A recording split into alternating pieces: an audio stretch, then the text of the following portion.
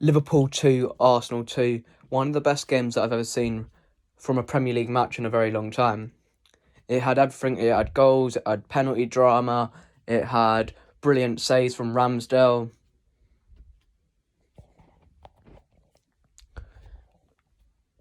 I think that's one of the worst performances I've ever seen from Salah. Because I know he scored, but he could have had a hat-trick. Or at least, or even 4 goals. Because he had the one where Aaron Ramsdale tipped wide in the second half, in the dying embers. He had the one where he put wide in the first half. He had the penalty that he put wide. So Salah's done great things for Liverpool, don't get me wrong, but I don't think he competes with like wingers like Henry, Hazard, and wingers like Giggs and stuff like that.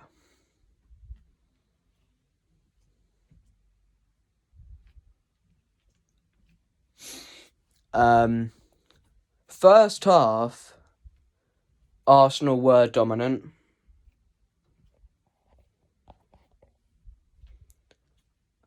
But once Liverpool got that goal right on half-time, it was a perfect time to score, and then that changed the whole dynamic of the game.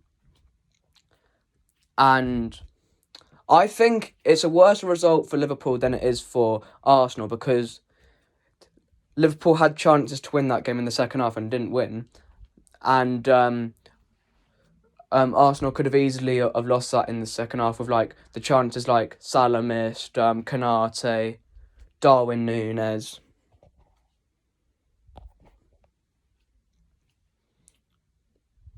But credit to Firmino, I think he's one of the most underrated players in Premier League history. Because when Liverpool have needed him, he tends to turn up. Like the PSG game in the group stage of the Champions League, against Arsenal today, against City in 18-19. If you want a big game player, then Firmino's that player. And I think it's a mistake that Liverpool are making letting him go. Because I know he's not a spring chicken anymore, but he always brings a difference to Liverpool's play. Because he gives them a different option in there. And I think whoever gets him in the summer will be getting a very top player. And also massive credit to Ramsdale, because if it weren't for him, then Arsenal could have conceded about 3 or 4 at least. And that chance that Jesus missed when it was 2-1, I think it was at the time. That time where he could have either hit it into the corner or put it across the box for someone to tap in. He didn't keep it in play. And I think Jesus is brilliant at holding up the ball, but whenever he gets in front of goal, he always overdoes it, and then that's why he doesn't get as many goals as he could.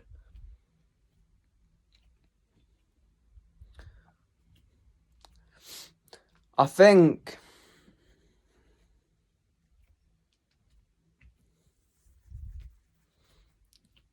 it was a game of 2 halves, because first half it was all Arsenal, and second half it was all Liverpool. But really and truly, Liverpool would be looking at that game thinking that they should have won it, because the chances they missed in that second half is just unforgivable. And I think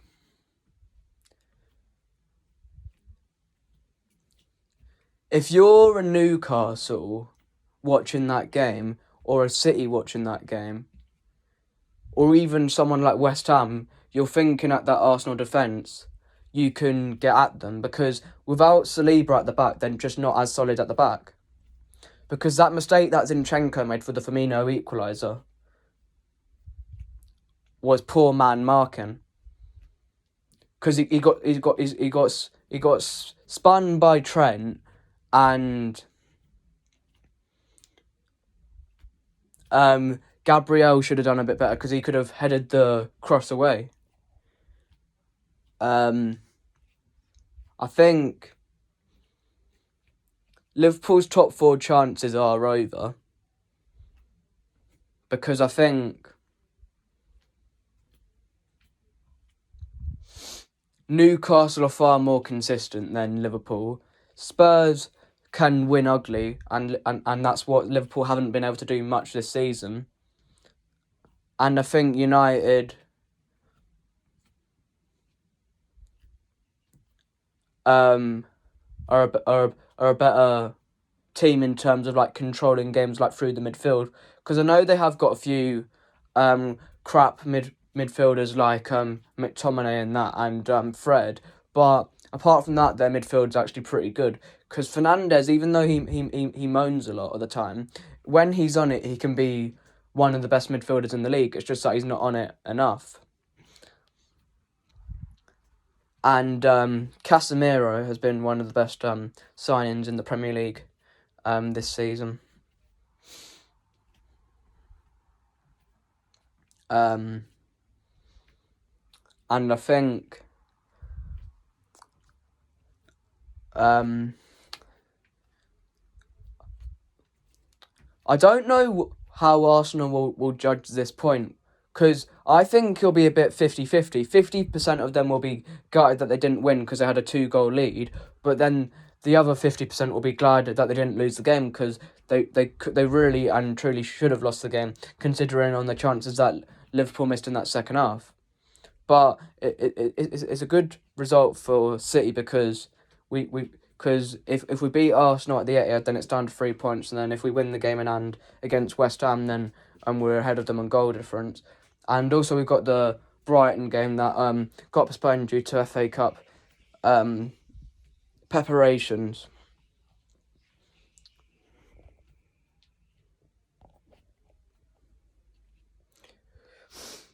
And I think this title race is going to go right down to the wire. I see in it being another season where it goes like right down to the very end of the season, because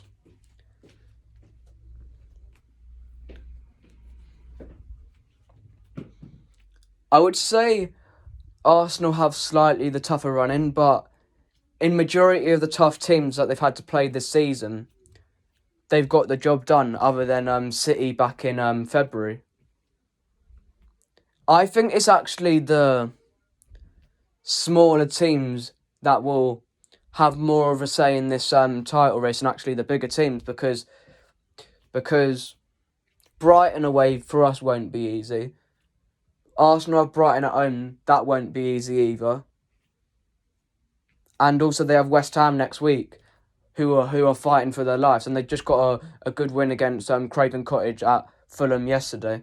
So they're going to be wanting to get more points, so they solidify their position in the league for next season.